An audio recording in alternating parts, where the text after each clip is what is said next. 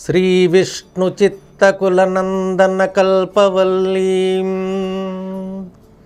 श्रीरङ्गराजहरिचन्दनयोगदृश्यां साक्षात् क्षमा करुणया कमलामिवान्यां गोदामनन्यशरणं शरणं प्रपद्ये। यो नित्यमच्युतपदाम्बुजयुग्मरुक्म व्यामोहतस्तदितराणि तृणाय मेने अस्मद्गुरोर्भगवतोऽस्य दयैकसिन्धो रामानुजस्य चरणौ शरणं प्रपद्ये।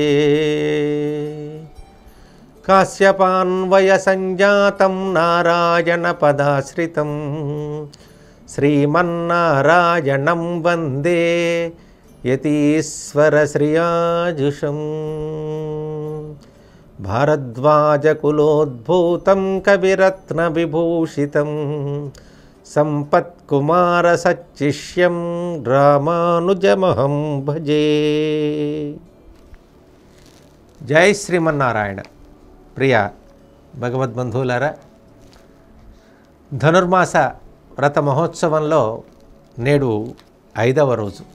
ఈరోజు నిన్నటి పాటలో పర్జన్యుణ్ణి వర్షాది దేవతను ప్రార్థన చేసి ఆయన గారికి ఒక ఆజ్ఞను జారీ చేసి మేమి మార్గశీర్ష మాస వ్రత స్నానానికి అనుగ్రహం కలిగేలాగా వర్షించవయ్యా, లోకమంతా కూడా సుఖించున్నట్టుగా పాడి పంటలు సమృద్ధిగా ఉండేలాగా నీ యొక్క సహకారాన్ని అందించవయ్యా అని కోరారు.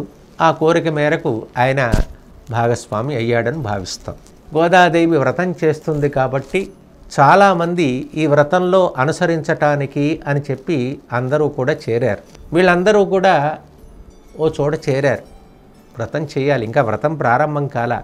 ఇప్పటి వరకు కూడా ఈ వ్రతానికి సంబంధించినటువంటి విధి విధానాలు, వ్రత నియమాలు, వ్రతానికి సంబంధించినటువంటి అంశాలను మాత్రమే చర్చించుకుంటున్నారు, కానీ ఇంకా వ్రతంలోకి ప్రవేశించలేదు.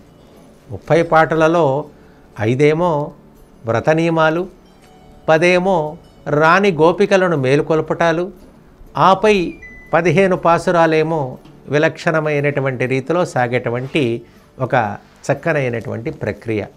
ఒక్కొక్క పాటకి ఒక్కో రకమైనటువంటి విశేషం అన్నమాట. సరే, వీళ్ళందరూ ఒక చోట చేరారు. వాళ్ళల్లో కొంతమంది వేదాంతం తెలిసినటువంటి వాళ్ళు ఉన్నారు, పురాణాలు చదివినటువంటి వారు ఉన్నారు, కావ్య నాటకాలు అధ్యయనం చేసినటువంటి వాళ్ళు ఉన్నారు, ధర్మశాస్త్రాన్ని అధ్యయనం చేసినటువంటి వాళ్ళు ఉన్నారు. వారందరూ కూడా ఒక చోట కూర్చొని మాట్లాడుకుంటూ ఉన్నారన్నమాట. ఈ వ్రతము అనేటువంటి దాన్ని ప్రారంభం చేయాలి అని చేయాలి అని సంకల్పించాము, మంచిదే. కానీ మనకి తెలిసో తెలియకో అనేక రకములైనటువంటి దోషభూయిష్టమైనటువంటి చరిత్ర కలిగినటువంటి వాళ్ళం కదా. భగవంతుణ్ణి పొందాలి అంటే ఆయన గారికి అంతరంగ శుద్ధి కలిగినటువంటి వాళ్ళకే కదా ఆయన అనుగ్రహం లభిస్తుంది. కాబట్టి మనం తెలిసి తెలియక చేసినటువంటి దోషాలతో ఈ వ్రతాన్ని ఆచరించినట్లయితే ఈ వ్రతము అనేటువంటిది, ఫలం అనేటువంటిది మనకు సానుకూలం అవుతుందా అనేటువంటిది సంశయం అని పాపం వాళ్ళంతా కూడా దిగులు పడ్డారు. ఏవో తెలియక తప్పులు చేస్తాం కదా, ఆ తప్పులు ఉండి భగవంతుని దగ్గరికి వెళ్తే ఏం బాగుంటుంది అని. అంటే ఇవాళ ఏ పొరపాట్లు చేసినా, ఏ తప్పులు చేసినా డైరెక్ట్గా ఆయన దగ్గరికి వెళ్ళి చెంపలేసుకొని కళ్ళు మూసుకొని మళ్ళా కొత్త కోరికలు కోరి ఆయన ఇవ్వయ్యా అని చెప్పి ప్రార్థన చేస్తున్నాం.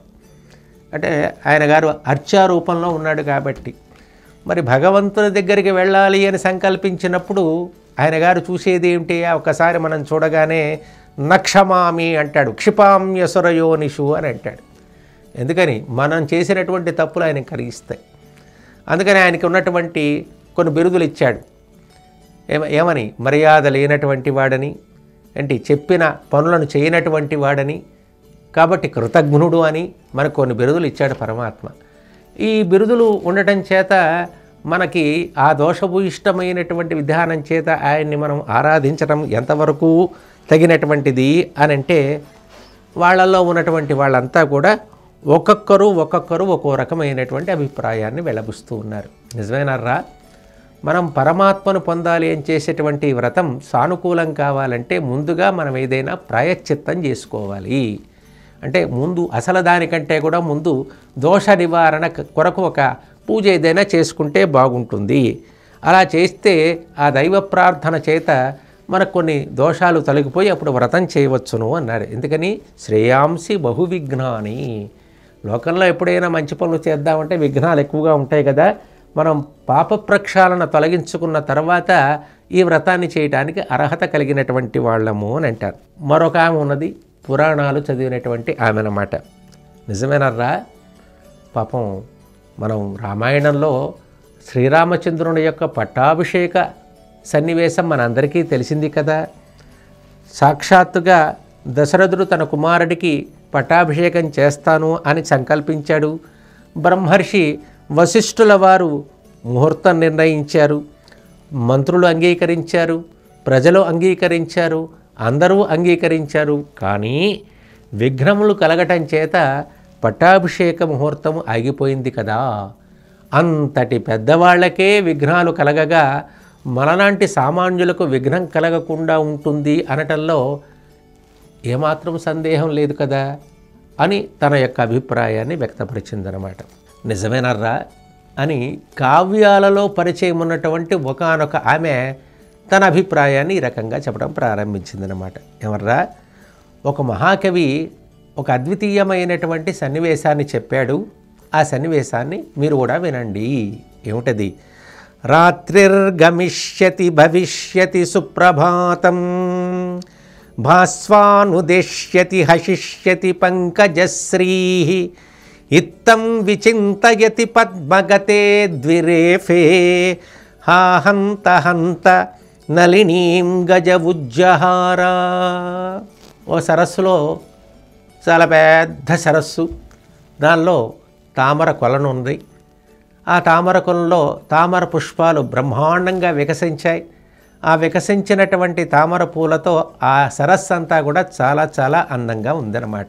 ఈలోపుగా తామర పువ్వులో ఉన్నటువంటి మకరందాన్ని గ్రోలటానికి అని చెప్పి ఒక తుమ్మెద వచ్చి ఆ పుష్పం మీద వాలింది. మాలి దానిలో ఉన్నటువంటి మకరందాన్ని గ్రోలుతూ మత్తెక్కి అలాగే నిద్రించింది. ఈలోపుగా సాయంకాలం అయిపోయింది, చీకటి పడ్డది, సూర్యుడు అస్తమించాడు. ఈ పుష్పం కాస్త ముకులించుకుపోయింది. దానిలో ఉన్నటువంటి తుమ్మెద అలాగే ఉండిపోయింది. అరెరే, ఎంత పొరపాటు చేశాను, మెలకు తెచ్చుకోలేకపోయాను కదా, నేను ఎలాగా ఇక్కడి నుంచి బయటికి వెళ్ళాలి? పోన్లే, రేపు సూర్యుడు ఉదయిస్తాడు, మళ్ళీ ఈ పుష్పం వికసిస్తుంది, నేను వెళ్ళలేకపోతానా అని చెప్పి ఆ రాత్రి అక్కడే ఉండటానికి నిశ్చయించుకుని ఉంది. ఈ లోపుగా ఎక్కడి నుంచో ఒక పెద్ద బలము కలిగినటువంటి ఏనుగు దాహం కోసం చూస్తూ ఈ చెరువు దగ్గరికి వచ్చి నీటిని చూసి ఆనందపడి నీళ్లు తాగటానికి ఉపక్రమించింది. ఆ తాగే నేపథ్యంలో ఆ తామర తూడు కాడ అడ్డుపట్టం చేత తన తొండంతో ఆ తూడిని కాస్త లాగి ఒడ్డును పడేసింది అనమాట. సరే, తాను మంచినీళ్ళు తాగి చక్కగా వెళ్ళిపోయింది. ఎప్పుడైతే ఈ తూడుతో కూడినటువంటి పుష్పాలు ఒడ్డున పడ్డాయో ఆ ఒడ్డున పడినటువంటి పూలలో ఈ తుమ్మిద ఉన్నటువంటి పుష్పం కూడా ఉన్నదనమాట. పొద్దున్నే సూర్యుడు ఉదయించాడు, పుష్పం వికసించలేదు, తుమ్మిద దానిలోనే ఉన్నది. కాబట్టి దాని జీవితం అంతటితో ఆ ప్రయత్నం ఆగిపోయిందనమాట. అంటే అర్థం ఏమిటండి? దైవము యొక్క వైపరీత్యం ఆ రకంగా ఉంటుంది, విధి అని అంటారనమాట. కాబట్టి ఒక్కోసారి అదృష్టాన్ని కూడా దురదృష్టంగా కలగచేస్తుంది. కాబట్టి చేస్తున్నటువంటి కర్మలు రెండు రకాలుగా ఉంటాయి, పుణ్యము పాపము అని చెప్పి. పవిత్రమైనటువంటి కార్యాలు చేసేటువంటి దానికి పుణ్యము, అది పుణ్యప్రదము, సుఖాన్ని ఇస్తుంది. దుఃఖాన్ని ఇచ్చేటువంటి కర్మలు ఆచరిస్తే మనకి పాపంగా పరిగణింపబడి పాపంగా పరిగణిస్తాయి. కాబట్టి వీటన్నిటికీ పరిష్కారం ఎప్పుడు అనంటే, ఎప్పుడు పరమాత్మను ఎప్పుడైతే దర్శిస్తామో అప్పుడే ఈ కర్మలన్నీ కూడా నశిస్తాయి. క్షీయంతే చాస్య కర్మాణి తస్మిన్ దృష్టే పరావరే. కాబట్టి పరమాత్మను దర్శనం చేయగానే ఈ కర్మలన్నీ కూడాను తొలగిపోతాయి అని అంటారన్నమాట. ఏమేం కర్మలండి? ఆగామి, సంచిత, ప్రారబ్ధములు అని చెప్పి 3 కర్మలు ఉంటాయి. ప్రతి ఒక్కరికి కూడా ఈ 3 రకాలైనటువంటి కర్మ ఫలాన్ని అనుభవించినటువంటి వాళ్ళే. ఆగామి అంటే వచ్చేది, అంటే ఈ జీవితంలో ఈ శరీరంతో ఈ మనస్సుతో ఈ బుద్ధితో చేసేటువంటి కార్యక్రమాలు ఏవైతే ఉన్నాయో వచ్చి చేరేటువంటివి. సంచితము అంటే కూడబెట్టినవి, ఈ జన్మలో కాక అంతక్రితం జన్మలో ఉన్నటువంటివన్నీ కూడా మనం ఒక పెద్ద మూటగా కట్టుకున్నటువంటివి. ఇక ప్రారబ్ధము ఎన్నో జన్మల యొక్క విశేషం చేత మనమే అనుభవించవలసినటువంటి సుఖ దుఃఖ రూపమైనటువంటి ప్రారబ్ధ కర్మ. ఇవి ప్రతి ఒక్కరూ కూడా అనుభవించాల్సిందే. ఆగామి అంటే ఆపుకోవచ్చును, సంచితాన్ని మనం తొలగించుకోవచ్చును. ప్రారబ్ధము అనేటువంటిది తప్పనిసరిగా మనం అనుభవించవలసినదే. ఎందుకని అవశ్యం అనుభోక్తవ్యం కృతం కర్మ శుభాశుభం. పుణ్యరూపంగా చేసినటువంటి కర్మ తప్పనిసరిగా అందరూ కూడా అనుభవించాల్సిందే అని ఆ గోపిక ఆ రకంగా చెప్పిందన్నమాట. చేసేటువంటి పనులన్నీ కూడా కర్మలన్నీ కూడా అచేతనమైనటువంటివే. అచేతనమైనటువంటి పనులు భగవత్ సాక్షాత్కారము కలగగానే వాటిలో చైతన్యం తొలగిపోయి అవి నశిస్తాయి. ఎందుకని పరమాత్మ అవిజ్ఞాత అనేటువంటి నామం ఉన్నది, అన్నీ కూడా తెలుసుకున్నటువంటి వాడు. కాబట్టి ఎప్పుడైతే ఆయన దగ్గరికి వెళ్ళి దర్శించామో మనలో ఉన్నటువంటి దోషాలన్నీ కూడా తొలగిపోతాయి. ఎందుకని మనకి ద్రౌపదీదేవి యొక్క విశేషం మనకు తెలిసింది కదా. ఆమె గారు ఏం చేసింది, హే కృష్ణ ద్వారకావాసిన్ గోవింద అనేటువంటి నామాన్ని ఎలుగెత్తి గానం చేయటం ద్వారా ఆమెకు రక్షణ ఇవ్వటం జరిగింది కదా. కాబట్టి మనమేం భయపడాల్సినటువంటి పనేమీ లేదండి. పరమాత్మ యొక్క నామాన్ని గనక చేసినట్లయితే మనలో ఉన్నటువంటి సమస్తమైనటువంటి దోషాలన్నిటినీ కూడా పరమాత్మ తొలగించగలడు. ఎలా చేస్తాడండి? శ్రీరాముడు తనకు రాజ్యం లభించకపోయినా వనవాసం చేస్తున్నా సీతా వియోగ దుఃఖంతో ఉన్నప్పటికీ కూడాను సుగ్రీవునికి రాజ్యాన్ని ఇచ్చాడు. అలాగే విభీషణకు కూడా అభయమిచ్చి రాజ్యానికి పట్టాభిషిక్తును చేస్తాను అని చెప్పి వాగ్దానం చేసి ఆ రకంగా గావించాడు. అది పరమాత్మకు ఉండేటువంటి విశేషం. శ్రీకృష్ణ పరమాత్మ సూర్యాస్తమయాన్ని నిరోధించి అర్జునుడి యొక్క కోరికను నెరవేర్చినటువంటి సన్నివేశం తెలిసిందే కదా. ఆయుధము పట్టను అన్నటువంటి కృష్ణ పరమాత్మ భీష్మ యొక్క పరాక్రమానికి వెరచి పట్టనటువంటి వాడు ఆయుధాన్ని పట్టినటువంటి సన్నివేశం మనకు తెలిసినదే కదా. కాబట్టి మన పాపముల నుండి మనకేదో ఇబ్బంది కలుగుతుంది అనేటువంటి భయం పడకుండా ఇది పరమాత్మ నామానుసంధానం చేత మనందరికీ కూడా యోగ్యత కలుగుతుంది. దీనికి ప్రధానమైనటువంటిది శరణాగతి.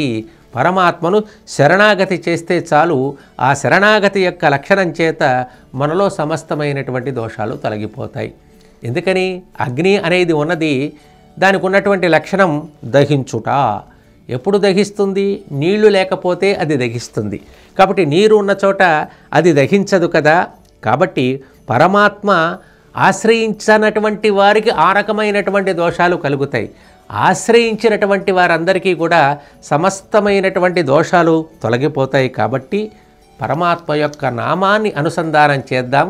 ఆయన మాయనే అని చెప్పి ఆశ్చర్యకరమైనటువంటి చేష్టలు కలిగినటువంటి వాడు దామోదరుడు.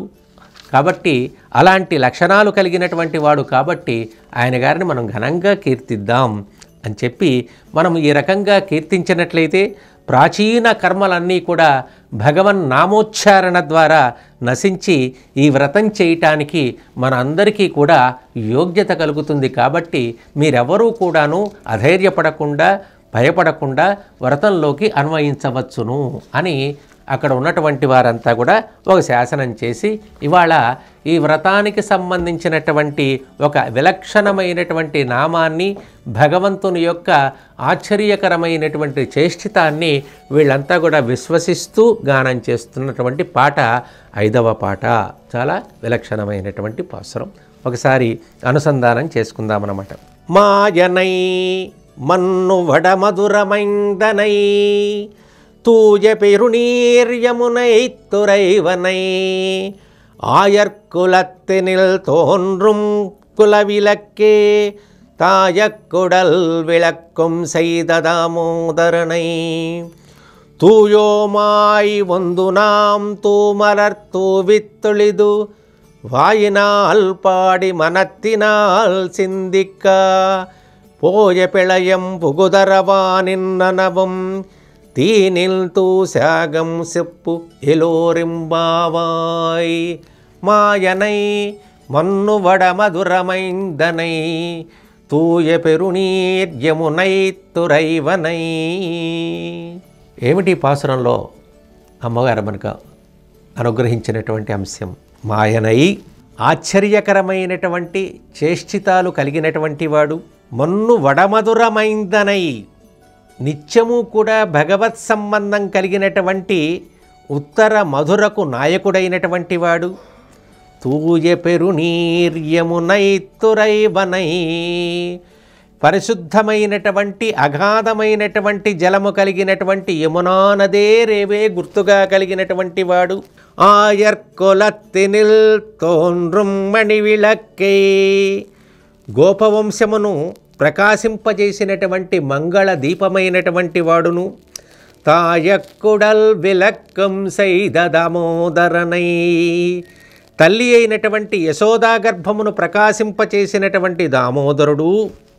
అలాంటి స్వామిచంద్ర దగ్గరికి మేము తూయోమాయ్ వందోం, పరిశుద్ధులమై వచ్చి పవిత్రమైనటువంటి మలర్ పుష్పములను తూవి చక్కగా విసరి సమర్పణ చేసి తొలుదు సేవించినట్లయితే వాయినాల్ పాడి, నోటితో పాడి, మనత్తినాల్ సిందిక్క, మనస్సుతో ధ్యానం చేయగా పోయ పిళయం, ముందు గడిచిన పాపాలను, పుగుదరవా నిందనవం, చేయబోయేటువంటి రాబోయేటువంటి దోషాలు ఏవైతే ఉన్నాయో అవన్నీ కూడా తీనిల్ తూశాగం సెప్పు, అగ్నిలో దూది పడినట్లుగా నిశ్శేషముగా తొలగిపోవును అని ఓ విలక్షణమైనటువంటి విశేషాన్ని ఆవిష్కరించారు ఈ పాసురంలో. ఆశ్చర్యకరమైనటువంటి చేష్టితాలు కలిగినటువంటి వాడు. భగవంతుని యొక్క గుణాలన్నీ కూడాను చాలా విలక్షణమైనటువంటివి. జన్మ లేనటువంటి వాడు జన్మించుట అనేటువంటిది ఆశ్చర్యకరమైనటువంటి విశేషమే. సవుశ్రేయాన్ జాయమానః భవతి. పరమాత్మ ఈ లోకంలో మనలాగా జన్మించాల్సినటువంటి అవసరం లేదు. మన యొక్క ప్రారబ్ధ కర్మను తీర్చుకుంటాం కొరకు మనం ఈ జన్మలు ఎత్తవలసి వచ్చింది. కానీ పరమాత్మ మనలో ఉన్నటువంటి దోషాలను తొలగించి తన ధామానికి తీసుకురావటం కొరకు, తను ఆచరింప చేయవలసినటువంటి ధర్మాలను బోధించటం కొరకు, ఆచరణాత్మకంగా అనుసరించటం కొరకు ఆయన ఈ లోకానికి మనలాగా అవతరించి సజాతీయుడుగా సంచరించినటువంటి అవతారాలు ఈ అవతారాలన్నీ కూడా. పుట్టుక లేనివాడు పుట్టడం ఆశ్చర్యం కదా. ఆశ్చర్యవద్వదతి, ఆశ్చర్యవత్ పశ్యతి, ఆశ్చర్యవత్ శృణోతి, శ్రుత్వాపేనం వేదన చైవ కశ్చిత్. భగవంతుని గురించి చెప్పటం కానీ, వినటం కానీ, చూడటం కానీ అన్నీ కూడాను ఆశ్చర్యకరంగానే ఉంటుంది. లేనిది ఉన్నట్టుగా భావన చేసి తెలుసుకోవటం అనేటువంటి లక్షణం భగవంతునిది. కాబట్టి పరమాత్మ యొక్క తత్వాన్ని తెలుసుకొనడం అనేటువంటిది ఎవరికీ సాధ్యం కాదు. మనుష్యాణం సహస్రేషు కచ్చిత్ యతతి సిద్ధయే. వేల మంది ఆయన గురించి తెలుసుకోవాలి అని చెప్పి ప్రయత్నం చేస్తుంటే ఎవడో ఒక్కడికి మాత్రమే ఆ యోగ్యత కలుగుతుంది అని చెప్తాడు భగవద్గీతలో స్వామి. కాబట్టి ఆయన గారు పుట్టుక తలుచుకుంటేనే ఆశ్చర్యకరంగా ఉంటుందన్నమాట. ఎక్కడో పరమపదంలో ఉన్నటువంటి స్వామి అదితి కశ్యపులు అనేటువంటి వారు యొక్క కోరిక మేరకు శంఖచక్ర గదా శాంగ్యాయుధాలతో, పట్టు పీతాంబరాలతో, కౌస్తుభ మత్సతో ఈ లోకాన ఆవిర్భవించటం ఆశ్చర్యకరమైనటువంటి విశేషం కాదు కదా.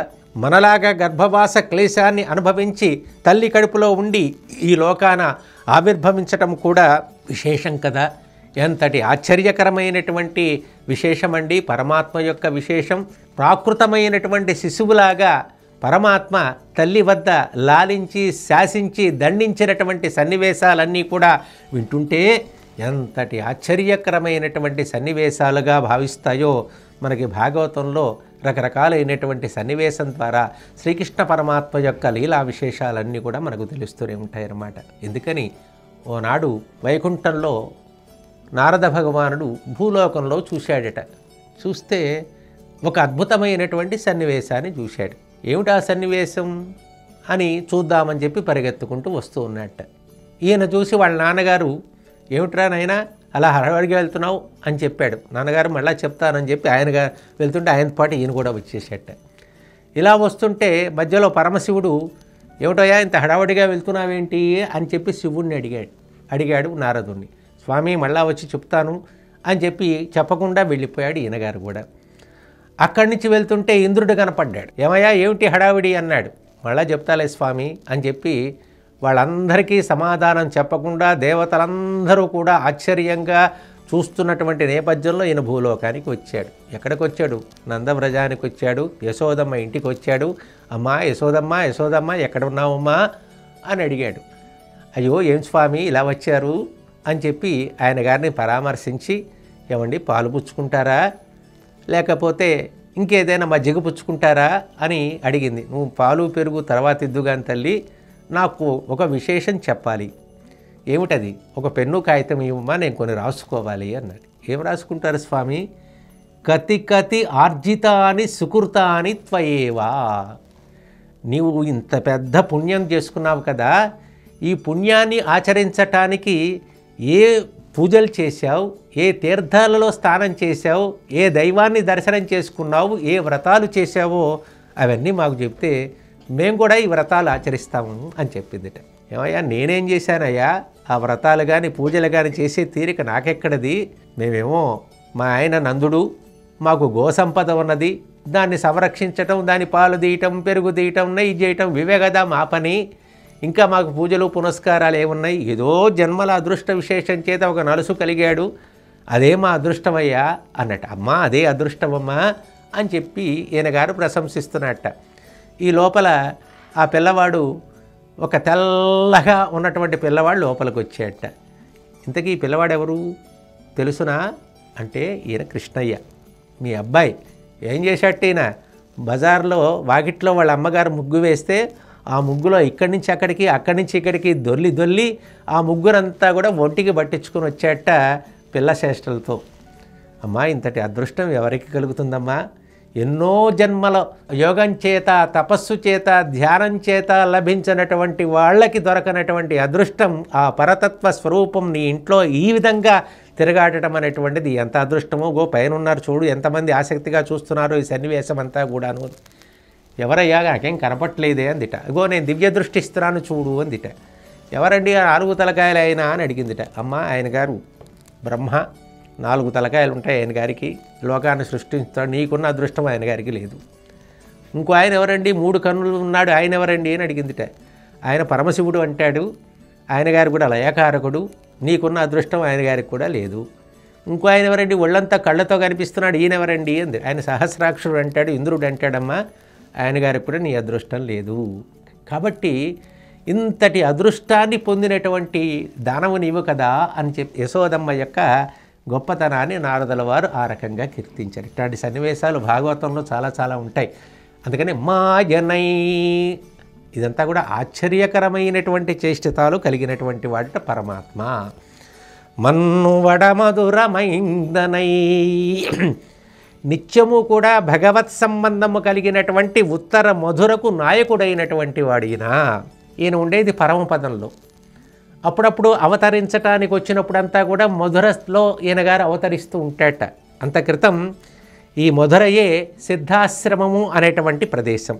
ఇక్కడే వామనుడు అనేటువంటి వాడుగా అవతరించాడు. కాబట్టి ఇక్కడే ఈయనగారు కూడా అవతరించినటువంటి సన్నివేశం అన్నమాట. కాబట్టి నిత్యము కూడా భగవత్ సంబంధం కలిగినటువంటి ప్రదేశమే ఈ యొక్క మధుర అని అంటారు. మధురా నామ నగరీ పుణ్యపాప హరీశుభ యస్యాం జాతో జగన్నాథ సాక్షాత్ విష్ణు సనాతన. ఆ మధుర యొక్క గొప్పతనం ఆ రకమైనటువంటిది అనమాట. అక్కడ రజోగుణానికి తమోగుణానికి తావు లేక శుద్ధ సత్వమైనటువంటి సాత్వికమైనటువంటి గుణంతో ప్రకాశించేటువంటి దివ్యమైనటువంటి ధామము ఆ ధామము. అలాంటి వరమధుర మైందనయి, మైందన్ అంటే బలశాలి. ఈయన గారు పుట్టగానే తల్లిదండ్రుల యొక్క సంకెళ్ళన్నింటినీ కూడా తొలగించినటువంటి వాడు అవటం చేత అంత పరాక్రమశాలి. తూయ పెరునీర్యమునై తురైవనై పరిశుద్ధమైనటువంటి అగాధమైనటువంటి జలములే యమునా నదే రేవే గుర్తుగా కలిగినటువంటి వాడు. పరమాత్మ ఎక్కడ ఉన్నా అక్కడ ఒక పవిత్రమైనటువంటి నది ఉంటుంది. వైకుంఠంలో విరజా నది ఉంటుంది. రామచంద్రుడు అయోధ్యలో అవతరిస్తే అక్కడ సరయూ నదిగా వచ్చింది. అలాగే కృష్ణ పరమాత్మ ఈ లోకానికి అవతరించినప్పుడు యమునా నదిగా ఈ లోకంలో విరజా నదిగా వచ్చింది. ఇవన్నీ కూడా పవిత్రమైనటువంటి నది. యమునా నది చాలా విలక్షణమైనటువంటి నది. ఎందుకని కృష్ణ పరమాత్మ సాక్షాత్తుగా దానిలో స్నానం చేశాడు. ఆ నీటిని పొక్కిటి పట్టాడు. గోపికలతో కలిసి విహరించాడు. వాళ్ళ ఉచ్చిష్టాలతో కలిసినటువంటి పవిత్రమైనటువంటి ఈ యొక్క నది ఆ నదే గుర్తుగా కలిగినటువంటి వాడనమాట. అందుకని యమునా తీర విహార రసిక అనేటువంటి పేరు కృష్ణ పరమాత్మకు సార్థకమైనటువంటిది.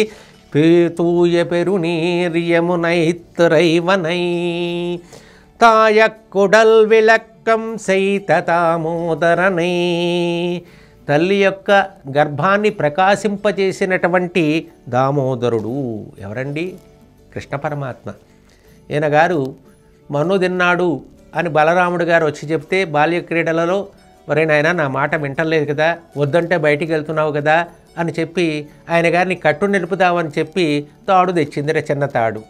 అది ఎంత చుట్టినా 2 అంగుళాలు వశపట్టలేదుట. ఇంట్లో ఉన్నటువంటి తాళ్ళన్నీ తెచ్చి ముళ్ళు వేసి ఆమె వశం కాక, అయ్యా నాయన నిన్ను నేను బంధించాలనుకుంటున్నారా, నీ అంతటా నువ్వు బంధించరా బాబు అని చెప్పి బతిమలాడుకుంటే అప్పుడు బంధిస్తే అని రోకలికి కట్టిందిట ఆయన గారిని.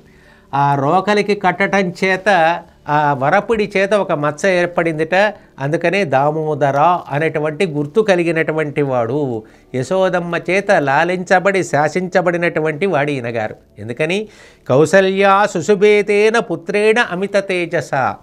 కౌసల్యాదేవి తేజస్శాలి అయినటువంటి రామచంద్రుని కనడం చేత ఆమె చాలా గొప్ప పేరు ప్రఖ్యాతిని గాంచింది. ఎంతో అందమైనదిగా లోకంలో పేరుగాంచినటువంటిది. అలాగే లాలించినటువంటి పెంచినటువంటి యశోదమ్మ యొక్క గర్భాన్ని కూడా ఈయన గారు ప్రకాశింపచేసినటువంటి వాడు అని చెప్పి ఈ గోపికలంతా కూడా ఘనంగా కొనియాడుతూ ఉన్నాడనమాట. తూజో మాయి వందునాం, పరిశుద్ధులమై వచ్చాము అని అంటున్నారు. అంటే అర్థం, ఎప్పుడైనా సరే పరమాత్మ సన్నిధికి వెళ్ళినప్పుడు మనం అందరం కూడా స్నానం చేసి మంచి వస్త్రాలు కట్టుకొని వెళ్తాం, పరిశుద్ధత అంటాం. బాహ్యంగా పరిశుద్ధి కాదు, అంతరంగమైనటువంటి శుద్ధి కలగాలి. అందుకని మనం స్నానం చేసినా చేయకపోయినా అపవిత్ర పవిత్రోవా సర్వావస్థాంగతోపివా యస్మరేత్ పుండరీకాక్షం సహబ్జం తరశుచి అని చెప్పి స్నానం చేసినట్టుగా ఈ మంత్రాన్ని చేసినా పవిత్రమవుతాం. అంటే అర్థం ఏంటి? అంతరంగం శుద్ధి కావాలి. అంతరంగం పవిత్రమైతే మనం చాలా విలక్షణమైనటువంటి శుద్ధి కలిగినటువంటి వాళ్ళం అవుతాం. మనస్సులో రకరకాలైనటువంటి భావనలు ఉండి పరమాత్మను కనుక మనం ప్రేమించి ధ్యానం చేసినట్టయితే అది ఏమాత్రం కూడా అనకూడదు. ఎందుకని విభీషణుడు అనేటివాడు రాక్షసరాజు, రాక్షసుని యొక్క సంబంధించినటువంటి వాడు, రావణాసునికి తమ్ముడైనటువంటి వాడు రాగానే రామచంద్రుడు వాడి అంతరంగ శుద్ధి చూశాడా, వాడిలో ఉన్నటువంటి శరణాగతి తత్వాన్ని గమనించి అనుగ్రహాన్ని కలిగించాడు. ఇది ప్రధానమైనటువంటి శుద్ధి అంటారు. తూమలర్తూ విత్తొళిదూ, పరిశుద్ధమైనటువంటి పుష్పాలను సమర్పణ చేసి. మనం భగవంతునికి పూజ చేసేటప్పుడు రకరకాలైనటువంటి పుష్పాలు తెచ్చి ఆయన గారిని మనం పూజ చేస్తూ ఉంటాం. అవన్నీ కూడా పరిమళవంతమైనటువంటి విశేషమే. కానీ పరమాత్మ పత్రం పుష్పం ఫలం తోయం యోమే భక్త్యా ప్రయశ్చతి. ఆయన ఏం అడగలేదండి, నాకు ఇవి ప్రసాదాలు కావాలి, ఇలా చేసి పెట్టండి, ఇలా చేసి పెట్టండి, ఈ పుష్పం కావాలి, ఆ మాల కావాలి, ఆయన ఏం అడగలేదు. మనము ప్రేమతో సమర్పించే ఏదైనా సరే ఆయన గారు స్వీకరిస్తారు. ఆ స్వీకరించేటువంటి దానిలో ఉన్నటువంటి పవిత్రతే ఆయన గారికి ఉన్నటువంటి ప్రధానమైనటువంటి లక్షణం. కాబట్టి ఆ పూజకు ఎక్కడెక్కడికో వెళ్ళి పూజలు ఎందుకయ్యా తీసుకురావడానికి అంత కష్టపడతావు అని చెప్పి శంకర భగవత్పాదుల వారు ఒక అద్వితీయమైనటువంటి సన్నివేశాన్ని మనకు చెప్పారన్నమాట. ఏం చెప్పారు? మనలో ఉన్నటువంటి 8 పుష్పాలు స్వామికి సమర్పణ చెయ్యండి. ఏమిటా 8 పుష్పాలండి? అందరిలో ఉన్న ఇవన్నీ కూడా ఏమిటవి? అహింసా ప్రథమం పుష్పం, పుష్పమింద్రియ నిగ్రహ, సర్వభూతదయా పుష్పం, క్షమా పుష్పం విశేషతః, జ్ఞాన పుష్పం తపః పుష్పం, ధ్యాన పుష్పం తథైవ చ, సత్యమష్టవిధం పుష్పం విష్ణో ప్రీతికరం భవేత్. 8 రకాల పుష్పాలు అందరిలో ఉన్నాయి. ఏవేంటండి అవి? అహింస, ఇంద్రియ నిగ్రహము, సర్వభూత దయ, క్షమ, జ్ఞానము, తపస్సు, సత్యము, ధ్యానము. ఈ 8 రకాలైనటువంటి పుష్పాలు పరమాత్మకు చాలా ఇష్టమైనటువంటివి. ఇది ఆరాధన పూర్వకంగా మనం ఆయన గారికి సమర్పణ చేసినట్లయితే పరమాత్మానుగ్రహం మనకు కలుగుతుంది. ఇలా పుష్పాన్ని సమర్పణ చేసి వాయినాల్ పాడి మనత్తినాల్ సిందిక్క, భగవంతుని సన్నిధికి వెళ్ళి మనస్సులో భావన చేసి వాగ్రూపంలో మనం వాటిని భావించటము అనేటువంటిది సహజమైనటువంటి విశేషం అన్నమాట. అంటే మనస్సు, వాక్కు, కాయం 3 కూడా భగవత్తరమైనట్టయితే మనకి సంబంధించినటువంటి దోషాలన్నీ కూడా తమంతట తామే విచ్ఛిన్నమైపోతాయి. అలా అయితే పోయ పిళయం పుగుదరవా నిన్న నవం తీనిల్ తూసాగం, ఈ రకమైనటువంటి పవిత్రత గనక కలిగినటువంటి వాళ్ళమైనట్లయితే ముందు చేసిన పాపం, తర్వాత రాబోయేటువంటి పాపాలు అన్నీ కూడా అగ్నిలో పడినటువంటి దూది వలె నిశ్శేషమైపోతాయి. ఏ రకమైనటువంటి దోషాలు ఉండవు. కాబట్టి ఏం చేయాలి? మనమంతా కూడా మాయావి మధురా నాయక యమునా తీర విహారీ నందవ్రజ మంగళదీప యశోదాగర్భ ప్రకాశక దామోదర అని స్వామి యొక్క నామాలను కీర్తించినట్లయితే మన పూర్వపాపాలు, ఆగామి పాపాలు అన్నీ కూడా స్వామి యొక్క నామ సంకీర్తన చేత తొలగిపోతాయి. మనమందరం కూడా పవిత్రులమవుతాము. రండి మనమందరం కలిసి ఈ మార్గశీర్ష మాస వ్రతం అనేటువంటి దివ్యమైనటువంటి భవ్యమైనటువంటి వ్రతాన్ని ఆచరిద్దాం అని గోదాదేవి ఈ వ్రత నిర్వహణకు ప్రధానమైనటువంటిది భగవన్ నామ సంకీర్తన ద్వారా భగవద్ అర్పణ, మన శరీరంలో ఉన్నటువంటి సమస్తాన్ని కూడాను సమర్పణ చేసినట్లయితే మనం పరమాత్మ మన యొక్క యోగ్యతను కాపాడుతాడు అనేటువంటి అంశాన్ని ఆవిష్కరించింది. జై శ్రీమన్నారాయణ.